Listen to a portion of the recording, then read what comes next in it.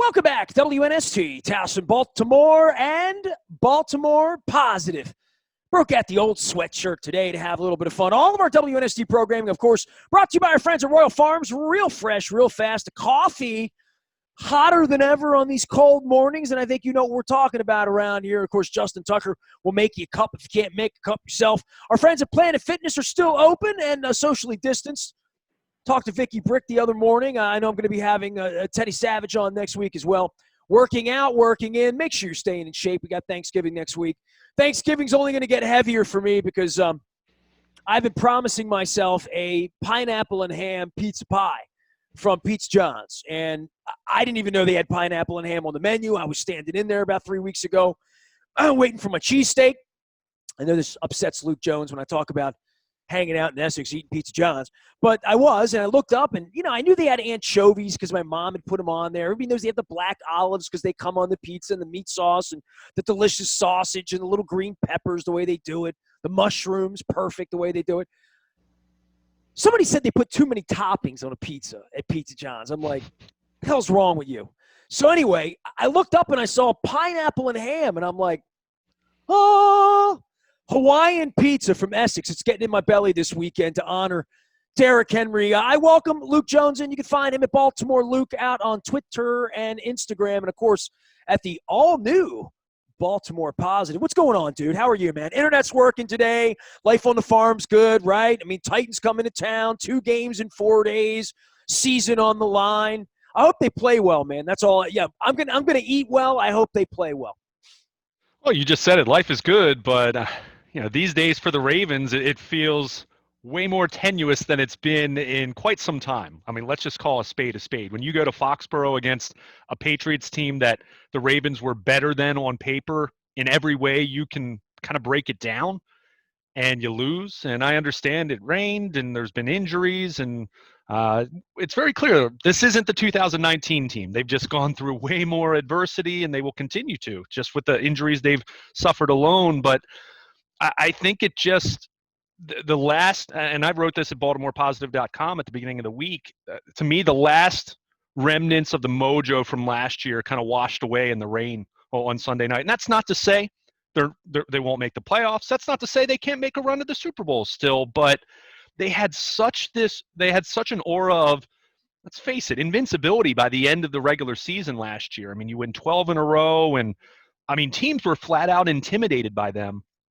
But when you see what happened on Sunday night, and you've seen various national reporters with unnamed executives or coaches around the league saying, hey, what can we do now?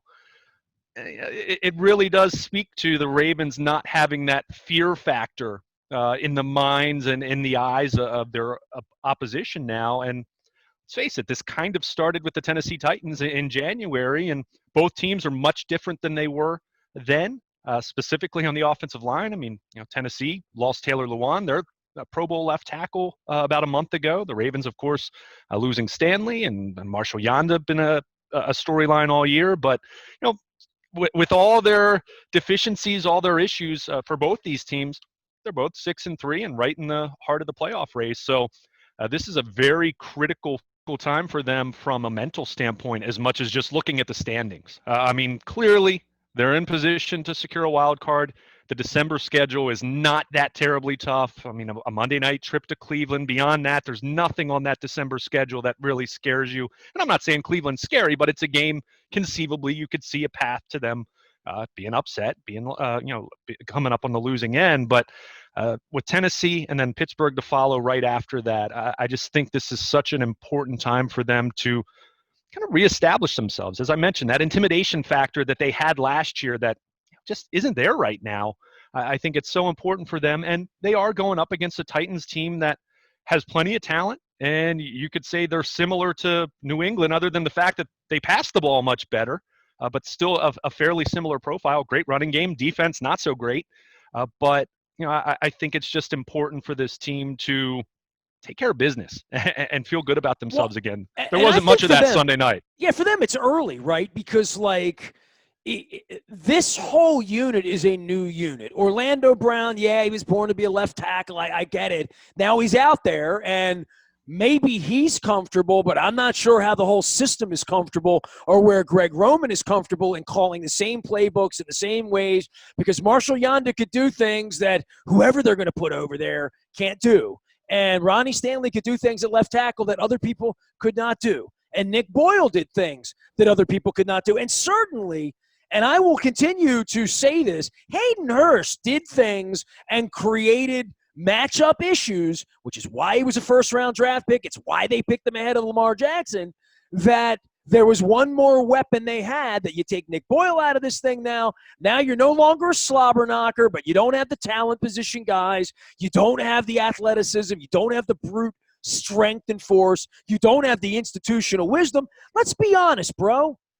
Marshall Yanda and Ronnie Stanley, and you're out there just beating the snot out of people for 16 weeks. You take those two guys out of there, I mean, you have two extraordinary guys on your front line. All respect to my boy Mike Flynn, who called in this week. You can go check that out at Baltimore Positive. You can also now find our whole podcast audio vault available now on Stitcher, Apple, iTunes, Google Play, all of those places. So make sure you're downloading that if you are a podcaster. But Flynn checked in, and, the Flynn, Mulatalo, and all that, they were nice lines. They were good. They didn't have, like, two kind of Hall of Fame, but they had J.O., great, other good players, other nice players, all that. But last year was kind of like otherworldly in that way with the running back combination they had and Mark Ingram's leadership. That they had a lot of assets last year that were more than halfway through the season now that we could say that they didn't have even when these guys were healthy. Now you're going to start exiting key pieces and moving pieces around. The key for me on Sundays is to see confidence early, right away, put up a tray, put up a 7, put up some crooked numbers. There's a little summer reference for you, Luke. Put up some points, because if they start to stumble out of the gate and then you get into the fourth quarter and then you got to go play in Pittsburgh on Thursday night, we would wake up on Friday morning, eat leftovers here next week. And my leftovers will be okay because I got the Harka ice cream. I'm going to have some pumpkin cheesecake ice cream. I'm keeping a little bit of that just for the holiday. They tell me they have the pumpkin spice latte. But if I wake up on Friday and I'm brewing my Royal Farms coffee and they're 6-5, it's a real problem, right? I mean, that's a real problem. Oh, no question about it. That's not to say they can't recover in December, but now – you're not talking about the Super Bowl. You're not talking about the number 1 seed. You're not talking about catching Pittsburgh, certainly. You're talking about trying to make sure you're at least the number 7 seed and sneaking in. I mean, you're kind of talking about where the Ravens were for the last 5 years prior to Lamar Jackson being drafted. I mean, let's call a spade. And we talked about that a lot. No, it wasn't all Joe Flacco's fault, despite what some revisionists would like to lead you to believe. But, you're talking about a team that's on the brink then. And right now, you look at the logjam of 6-3 type teams in the AFC. I think that's going to separate, and inevitably you're going to see some teams come back to earth. Teams that have a little more of a challenging schedule.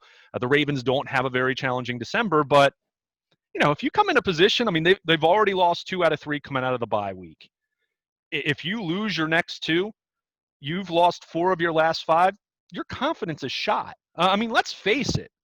The Titans are going through that this week, right? I've talked to everybody in Tennessee this week, and that's where they were 5-0, and now look where they are. Right. And you kind of look at how they lost to Pittsburgh. I mean, some issues in the kicking game. And by the way, if we want to look at these two teams and see where the real separator is, big time, and people will say, okay, the defense, but at the same time, I look at the Ravens offense not doing a whole lot against the New England defense, but the kicking game and special teams, a big separator there. But, going back to the confidence thing, if you lose these next 2 games and you've lost 4 out of 5 coming out of the bye week and you're now 6-5, I don't care how easy the December schedule looks, you're searching for it. And you have guys that are asking questions. You have guys that are doubting each other in the locker room. And that's not to say it starts dissension or fighting, but just the mental impact that has on you. That, I mean, last year they came out and they didn't just expect to win. They knew they were going to beat teams every single week. I mean, that's how great that football team was in the regular season by season's end. But that's waning at this point. So if you saw the Mike Tyson, Buster Douglas thing, right? Like, they got punched early and they went down. Well, quickly in January, and until they get punched and get back up, and now they've gotten punched. Now, whether they're going to get back up, but they're getting up with a very different cast. And I don't know where they are with Brandon Williams and how he really is and how Calais Campbell really is and, what their age is at this point, at the end of a season, in the middle of a pandemic, all of this going on. There's nothing about this trending in the right way, which is all the more reason that 10 points on the scoreboard at 125 would go a long way to sort of zip this thing back into, maybe we are pretty good. Because I would tell you what, even after Philadelphia a couple weeks ago, and I make the drive back, and everything was sort of falling apart a little bit, and things weren't so great, the bye week and all that, Steelers, all of that, I would still come on here and say, they're a pretty good football team, Luke. Right. You know what I mean? I would say that. Yeah, I'm starting to wane on that right now. I mean, as comprised the other day, they were very ordinary 9-70 kind of football team. What I saw out there. Yeah, and I think that's fair. I mean, you just said it. The eyeball test hasn't looked right for most of the season in relation to last year. Now, when you're 5-1 coming out of your bye week, and you kind of look at it that way, that's where you're trying to be tempered. You're trying not to be overly critical because they're still winning football games. But that changed Sunday night. They went into Foxborough, and look, they had injuries, and that's a reality. And as much as you look at this matchup with Tennessee, you have to be concerned on both sides of the football up front. I mean, that's just where they are. What's the offensive line going to look like? I mean, are they going to have their fifth different starting combination? Is Matt Skura still going to be the center after seeing some of the issues he's had snapping the football the last couple weeks? If he's not the center, who is? Is it Bradley Bozeman, who they've talked about at different points, and he was a center at Alabama? Well, if you move him, now you have someone different at left guard. So, it is whack-a-mole. So you're totally right. Right. I mean, that's what they're doing now. We're in a position where if they would do that, and I don't know if that's going to be what they do. I still think Patrick McCary could have something to say as far as potentially being the center, but he played pretty well at right tackle on Sunday when DJ Fluker was just struggling so mightily in the first half. But they conceivably, if they move Bozeman to center, they conceivably have 5 different players at the 5 positions than they did for the Steelers game on November 1st. You're talking about a 3-week period because you have a different left tackle, Orlando Brown in place of Ronnie Stanley, different left guard, Bozeman moves to center. Whoever's playing left guard, whether it's Skura, Ben Bredesen, who knows? I mean, I couldn't even tell you who that would be if they, in fact, do that. You'd have Bozeman at center. Right guard would be Ben Powers, I think, and then Patrick McCary at right tackle, Fluker, one of your backups, Skura, potentially one of your 2 up, guy, or I guess 3 guys that you have up on game day now. I mean, that's what you're looking at. And on the defensive side, while I have confidence that Brandon Williams and Calais Campbell will be back and healthy, and that's not going to be a big picture concern as it relates to getting into December and January. You certainly hope not, but that's a major concern for Sunday. And then, of course, a quick turnaround going to Pittsburgh 4 days later. Not that the Steelers run the ball particularly well, but those guys are still really important to what they do. And we saw what that run defense looked like. So I think you made such an important point for this football team to get off to a good start on Sunday. I mean, this picking up a first down and then punting the ball 3 plays later, and you let Tennessee, you let Derrick Henry get going a little bit, and then Tannehill hit you on a play action. I mean, his play action hasn't been as devastating as it was last year, but it's still really good. And I think Ryan Tannehill this year has proven that last year wasn't this incredible fluke, and he hasn't turned back into a pumpkin like many people thought he might. And I'm someone who thought that was possible. He's been pretty darn good still. Maybe not as insane in certain ways that he was last year in the second half when he took over as the starter, but that's the difference. If you let Derrick Henry run the football the way that the Patriots did, Ryan Tannehill and this group of wide receivers is far more capable than of making you pay in the play action game. And New England, they had a couple plays here and there. It wasn't a whole lot, but they did pretty well with play action. So it is just so critical for this team to get off to a good start from a football standpoint and to get off to a good start from a mental standpoint, because this, as I said, the difference between this offense and what they encountered last week is, they're going to try to run the ball and run the ball a lot, but they have a passing game that can make you pay that let's face it, other than Jacoby Myers and the trick play and a few play action passes here and there, it's not as though New England passed the ball a whole lot. And of course, the elements had something to do with that. But this is a passing game that can absolutely bring you some pain, and it hasn't been as consistent. And they've had some issues recently, and certainly their offensive line isn't what it had been, with some of the injuries they've had. But this is a much more capable offense than they faced in Foxborough. So you fall behind 7-0, 10-0 early. Boy, this team's in a lot of trouble. So it's just that much more critical for them to get off to a good start and to get their own running game going and playing downhill and imposing their will on the opposition rather than the other way around that we saw on Sunday night in Foxborough. He is Luke Jones. He will be in Owings Mills preparing for all things Ravens as some of these camps have broken down and Zooms are going on. The announcement this week about not having people like you and me around and, the whole league. And we've been talking about this for weeks. I talked about it a lot this week with the Tennessee media. And I don't know if they believe their team's a playoff team or whatnot or where they're going to play. I mean, they've had 16,000 people in their stadium down there running around without masks on. So obviously where the virus is, and I've looked out the window every day and watched lines around the convention center in testing and whatnot. I am concerned about how normal this is going to remain and the bubble philosophy that I keep coming back to, that if they're going to finish this season, and so far so good on the integrity scale, we would all admit it's been a pretty good season, that they're going to have to start to do things differently. Well, and that's why they announced that they're going to the more rigid protocol. I mean, you do that before you get to a point where you have 3 more Tennessee outbreaks like we saw early in the season, whereas now if that were to happen, you're already talking about having to play a Week 18. You're talking about having teams not making up games and potentially going to the revised 8-team format, which has been talked about, which I don't think anyone wants that. I don't want more teams in the playoffs. I wanted as close as you can get to a normal season, but also understanding that might not be possible. But that's why you go to the more intensive protocol to try to be as proactive as you can be. And to your point, there have been hiccups, and we knew players would test positive, and it stunk that the Ravens didn't have Marlon Humphrey a couple weeks ago. But from a strictly looking at it through a football lens, that's part of the health picture that's right there with players that sprain ankles and sprain knees and tear ligaments and break bones. And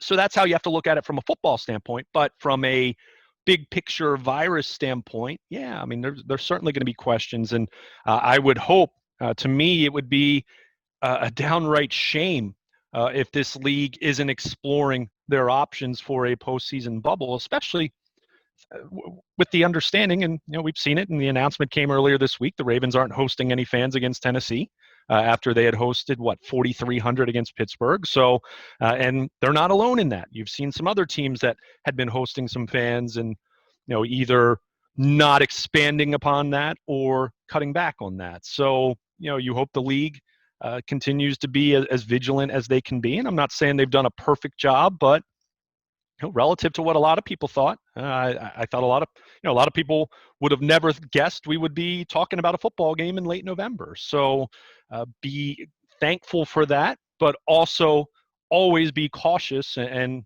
not to be so arrogant or naive to think that things are going to just continue to move on swimmingly. You hope, and that's why you do everything you can from a protocol standpoint, but you never really do know. That's why kind of every morning we're doing this from a media standpoint, but John Harbaugh, every time he wakes up at 4:30 in the morning, whatever time John wakes up, he is just holding his breath, checking his email first thing in the morning to see what the testing results look like. Have they come back yet? Is there anyone that's tested negative? And every Eric Cass and every yeah. Dick Cass and every Chad Steele and every reporter. I mean, every Jeff Zrebeck. I mean, we're all just sitting here like saying, well, who's next, right? I mean, it's a plague. And I do that on my Facebook page every day, which is why I'm not going to be the guy next because I haven't left the condo.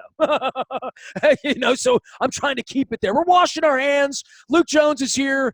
He is going to the game on Sunday. I've been begging off of these Foxborough. I've never felt better about staying home 2 weeks in my life, Luke Jones. And I know you know, because you've been to Indianapolis and Foxborough. You know there ain't a damn thing there, especially when you lose a football game. So, but Luke is here. He's covering the team out on the web. I want to give thanks to all of our sponsors. Raskin Global. Leonard Raskin was here this week doing really great segments with our clients and our partners around here about prosperity and about adversity and about the holidays and about really important things like what kind of pie you take with your Taharka ice cream. We're going to be delivering ice cream to you throughout the holidays with an incredible discount, $15.70 off an 8-pack, which really makes $40, $5 a pint, delivered to your door. The best ice cream in the world. It's Taharka, including incredible flavors for the holidays.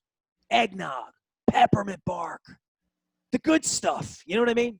So anyway, we'll be doing that in the coming weeks. Next week, I'll be giving you the code, telling you about it. We're going to put that up right around Thanksgiving, and that'll be available through the holidays. We hope you purchase with our partners at Taharka Brothers. Show us some love, show them some love, and then, show me a spoonful of your caramel crunch or your, I don't know, pumpkin spice latte or whatever we're going to come up with this time. Whatever you're into, you can order the flavors you dig. It's all going to be available with our friends at Taharka. Also, Sporticulture making a perfect gift. This is the Black Magma lamp. When the Ravens won, like last year, I thanked the lamp. This year, it's not the lamp's fault. Lamp's doing the best it can do under the conditions. Sporticulture.com, the way to do that, even if you have a Steelers fan in your life or like an Ohio State fan or something, or even a Terps fan. I have Where's my Terps is over the other shoulder, right behind Art Modell. You can still find me, Nasty, at WNST.net. I am on Facebook and Twitter and LinkedIn and Snapchat and everywhere you are as well. Luke, before we go to put this one to bed, I made the fatal flaw on Sunday of picking the game. Hey, Nasty, who's going to win the game? And, I should have retired when I picked the Falcons Super Bowl game perfectly, right? When I hit that one right, I should have said, I'm never picking another game. I got sort of flippant with this football team. So for me to sit here and say to you, as comprised, I think they're a 9-7 team. I'm the guy that picked them to in the rain, outclass the New England Patriots on Sunday night. I picked them 37-3. I thought it was going to be a laugher. I don't know what's happened to my confidence level, but I think when you lose good football players, it always sort of is jarring for me to think, how is that going to be replaced? And maybe it's not going to be replaced. Maybe they're going to try to do some things differently because of what they can't do. But until I see it, I'm not trusting of it. And when it comes to picking this team right now, I feel like, to your point, 5 different linemen, everything's different about this thing. This really is a wait and see in a way that we haven't felt that way about the team since, I don't know, last offseason or maybe when Flacco was here. Yeah, I mean, it feels very circa 2016, 2017, where you're looking at the schedule and you're talking about injuries and you're saying, well, they had more yardage in this team if they don't turn the ball over 4 times, like we talked about with the Pittsburgh game. You find yourself looking for more excuses or explanations for why things aren't what they were a year ago, and then you get to Sunday night and you realize the uniforms and Lamar are about all that's the same. Yeah, I mean, and look, they're still a good football team. I mean, I hear you say that they might be a 9-7 team. I mean, they could lose against Tennessee and Pittsburgh, and they're 6-5, and all hell is broken loose from a fan standpoint and from a panic standpoint. And look, the players are certainly, and coaches are going to be internally really, really concerned if that scenario plays out. But you still look at the month of December. I mean, this is a team that still has one of the easiest schedules in the NFL remaining. Home against Dallas on a Thursday night, at Cleveland on a Monday night. I'll give you that one. The Browns, begrudgingly, I have to give them some credit. I don't think they're great by any means, but they're solid, and they're a winning team at this point, and there's an extra wild card team, so you give them a chance. But then home against Jacksonville, home against the Giants, at Cincinnati on January 3rd. I mean, even if this team isn't anything close to what they were last year, and even if you think this team is nowhere close to Kansas City, not even close to being Pittsburgh's league, I still look at that final month and say, I don't see a path for them to be 9-7 unless the unthinkable happens and you lose Lamar. Or you lose 5 other guys on your starting defense. Yeah, under those scenarios, or you catch the virus. from that standpoint, yeah, I mean, sure. But Well, you could that's say that. always sitting out there. Well, I Yeah. was going to say you could say that about every team. I mean, from Kansas City on down to Jacksonville Yeah, but or the we never Jets. used to say But if their plane went down. You know what I mean? Like literally, we well, didn't talk about things in that way. You know what that's I mean? being a Like that's a what if they little. don't get to play in 3 weeks or whatever? What if half the team is gone? All of that sits here for them and for everyone else, which is, the Marlon Humphrey thing was less than ideal. And the Browns have been 2 weeks into this thing. It's getting worse.